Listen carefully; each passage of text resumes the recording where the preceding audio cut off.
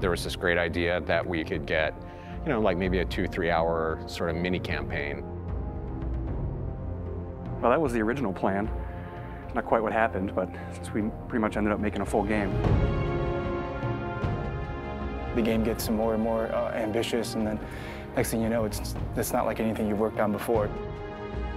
We knew that we wanted to keep what was great, that people loved about the Halo experience, that 30 seconds of fun over and over again. We knew we had to preserve that, but at the same time, give it an ODST spin. We wanted to try something that we'd never done before, and I think that means breaking the mold of what people expect from Halo. Here's an engine, here's a story, you got a year, go.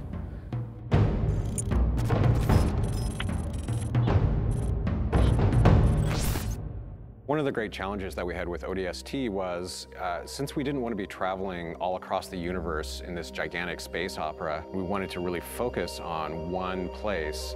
The hub was the single most technical thing that we've ever accomplished in the Halo engine. There was a lot of work done to try to come up with smart ways that we could build the city. It's definitely the biggest environment that we've made in any Halo game.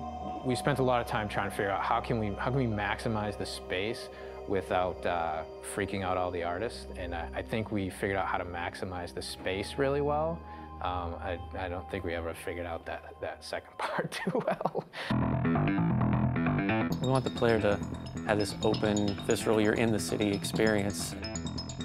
We started experimenting with playing with elevation, playing with building shapes. It's a city that you actually completely walk through. Each BSP is directly alongside the other BSP. You walk through a door and you go into the other BSP. The road structure is not straight, it's diagonal, it's also multi-layered. I don't think we kind of realized how big the city would get. We basically had to build very specific tech that would give the AI the right type of behavior. We had the technology, we called it Squad Patrol. No matter where you were inside the hub, there would always be a certain amount of noise, a certain amount of enemy presence there that we could ratchet up and ratchet down depending on what we needed it to do. We need to have this dark, moody city without making it unplayable. I wanted to get a feeling of rain at night in an abandoned city. I would still like to score the emotions and mood that we want the player to feel when they're playing the game. We want people to explore the city. We want people to find this, this kind of hidden little sub-story. What if the phones rang? You're alone, you're in the city, you're trying to unravel a mystery. That's the feeling you have every time you're the rookie. What's fun about being an ODST? How's he different than the Master Chief? What kind of problems does he face versus the Chief? If they're not the walking tank, they really have to pick up weapons that they're going to use. There were things that we added. The silenced submachine gun and the silenced pistol are absolutely the best tools for the job. Something the ODSTs have that Spartans actually don't. Silenced weapons at night, they feel cool, they look awesome, they're really sweet to use. In real life, silenced weapons don't have a whole lot of sound. So we had to kind of Hollywood them up a little bit, kind of make it so that they sounded like they were silenced and supposed to be silenced, but yet still powerful and fun to fight with. In a lot of ways, it feels like Halo 1, because it's back to single wielding. Dual wielding. Paul doesn't like dual wielding, so we cut it. Visor mode is really cool, and it evolved a lot. There were versions that looked really great for the art, but yeah, maybe they didn't do such great things for the design. It affected how we lit something. We'd make this building, and it looked great, and we thought it was fine, and you turn on the visor mode, and you realize that's really just a square. But it also has the advantage of really showcasing the depth of our scenes. Put on visor mode, and then the whole environment reveals its secrets to you.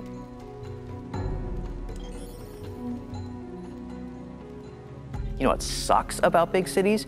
You can get lost really quick. And that's where we came up with ideas for the Visor database, where you have a great map of the city that not only shows you where you are, but allows you to choose where you want to go.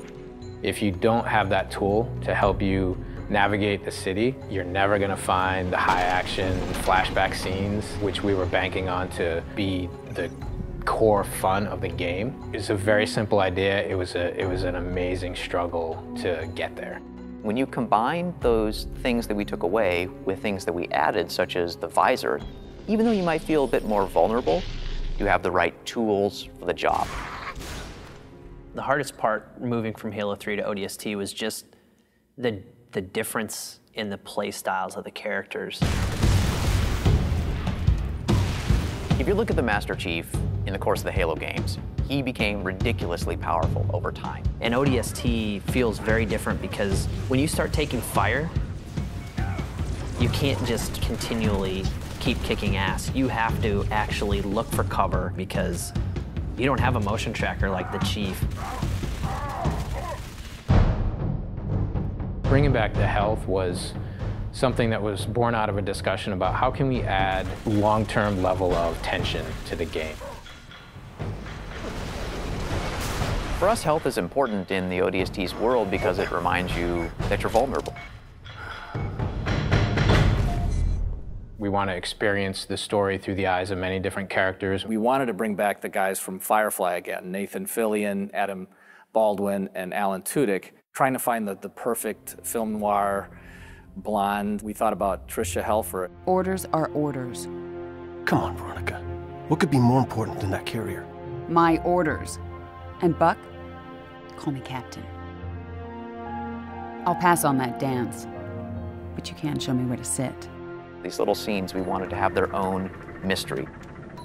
It was the story of one guy, one object, one high action moment. And for us, the clue objects were the key. Dutch, we need to get above this crap. Link with the B-net. One of our drones must have seen where they hit.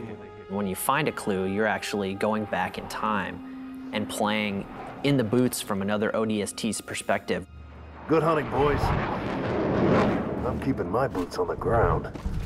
You've got 5 main characters. Banshees! Each of the characters have things to say from first person. Not only ground you in the character, but also give you some really useful tactical information about the battlefield. It's coming to drop in behind us. They must know this is our rally point. Where the heck did these bunkers come from? Underground tunnels are filled with the damn thing. We got ammo and weapons on the high ground. Move it, move it. Without spending a lot of effort personalizing each of those characters, then it wouldn't mean as much when you step into their boots. We need some help. Look out! Bam, said the lady. So I hope it's the right balance of new and old, that it doesn't come off like we've screwed the pooch on this one. But I do think they will probably walk away from this honestly wanting more. Honestly, if we had more time to do ODST, I really don't know what we would do differently. So if I got another 2 weeks, I don't know. I guess I'd play more ODST.